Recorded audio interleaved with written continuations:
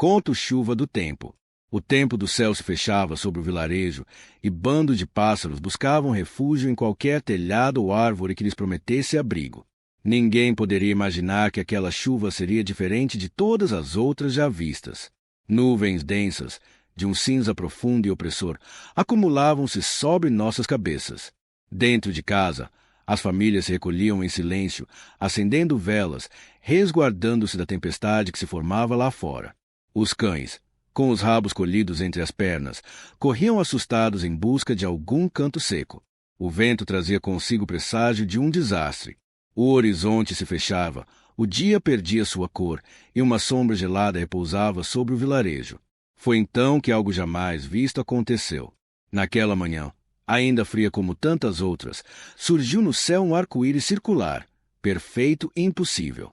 Um círculo de cores pairava sobre nossas cabeças, como um sinal, um presságio que ninguém ousava decifrar.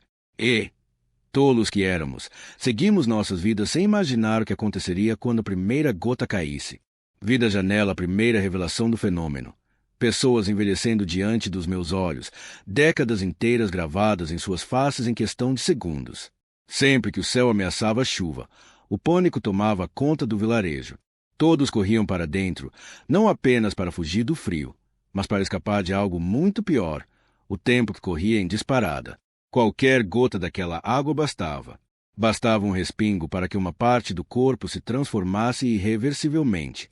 Mamãe, mamãe, estou com medo. Chorava uma garotinha encolhida sob o cobertor. Vai ficar tudo bem, querida, basta não nos molharmos, murmurava a mãe, sem desgrudar os olhos da janela, tentando compreender o incompreensível. Naquela tarde, a chuva enfim começou a cair, pesada, implacável. Vi meu amigo Pedro sair de casa aos 25 anos. Quando voltou, minutos depois, arrastava-se como um ancião de 90. Viveu apenas mais 2 anos, sem filhos nem netos. Foi assim que testemunhei a morte precoce de quem um dia fora jovem e cheio de vida. Aquela chuva não apenas envelhecia pessoas, corroía também o mundo ao redor. Objetos de ferro enferrujavam em minutos. Tecidos se desfaziam. Madeira se apodrecia como se décadas de degradação passassem em instantes. O inverno inteiro foi marcado por esse flagelo. Trovoadas e relâmpagos acompanhavam a chuva do tempo. Alguns tentaram fugir durante as estiadas, mas quase todos tiveram o mesmo destino. John, o filho de uma vizinha, aproveitou uma trégua para escapar de carro. Encontraram-no depois, lançado para fora do veículo após um acidente. Seu rosto molhado pela chuva se transformará diante de testemunhas, envelhecendo até a morte em questão de segundos. Sua última frase ecoava como um lamento. Meu Deus, não. Perguntava-me, olhando a parte envelhecida do meu braço, tocada por uma gota que se infiltrara pelo telhado, o que essa chuva queria nos dizer? Que mistério era esse? O medo moldou nossa rotina. O vilarejo, antes alegre, transformou-se em cárcere.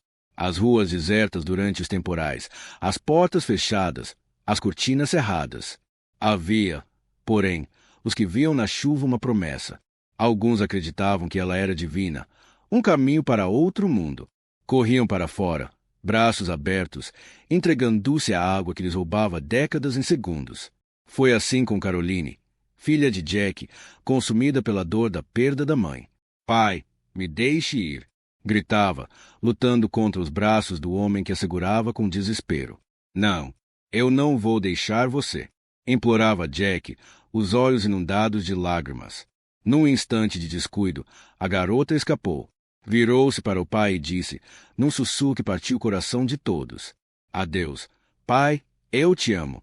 Jack correu atrás dela, ignorando o próprio corpo que envelhecia sob a chuva. Abraçou a filha enquanto ambos murchavam diante dos olhos horrorizados da vizinhança. Caiu com ela nos braços, dizendo, até o último instante, que a amava desde o dia em que nascerá. Não era apenas nosso vilarejo. Notícias chegavam de outras partes do mundo, o mesmo fenômeno, a mesma tragédia. Pessoas batendo às portas dos vizinhos, implorando por abrigo, envelhecendo no umbral. O número de mortos crescia a cada temporal. A população diminuía. O medo aumentava. E assim vivemos, à mercê de um inverno que parecia eterno. O som das gotas no telhado era o toque de recolher. O trovão, um lembrete cruel de que o tempo, aquele velho senhor invisível, podia ser impiedosamente acelerado pela água que caía dos céus. Alguns sobreviviam, outros partiam. Todos se perguntavam: era castigo, milagre ou acaso da natureza? Eu apenas sei que, naquela noite, enquanto contava uma história para minhas filhas adormecerem, lá fora a chuva seguia.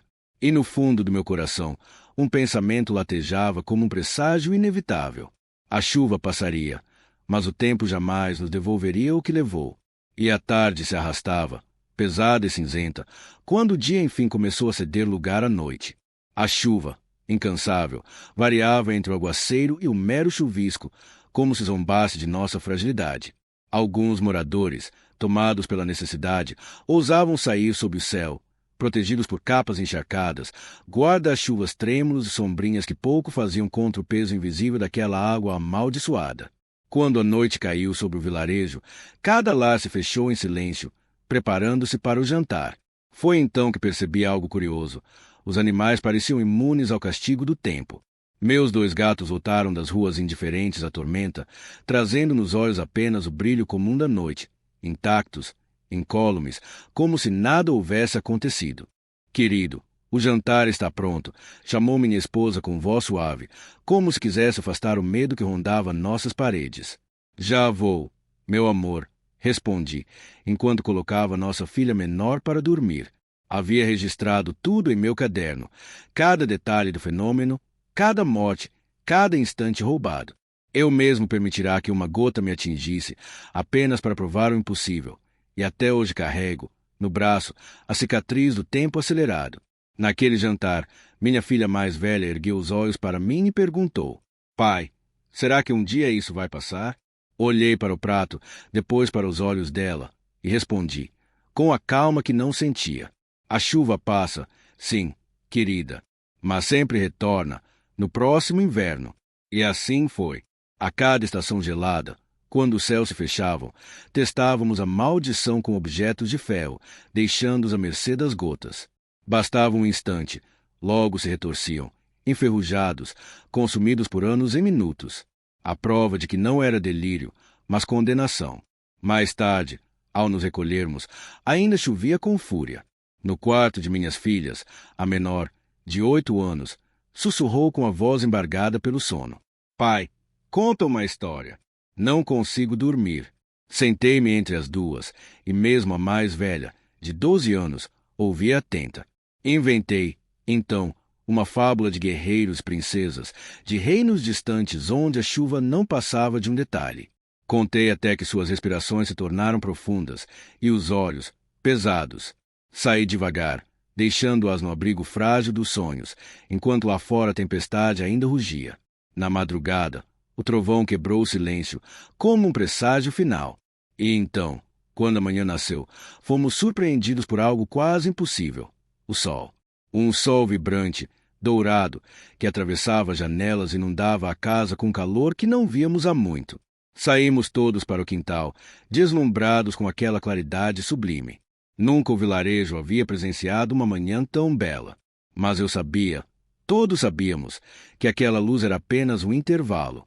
A chuva do tempo se fora, sim, mas apenas até o próximo inverno. E quando as nuvens voltassem a se fechar, estaríamos novamente à mercê dela, porque o tempo não esquece. O tempo sempre volta.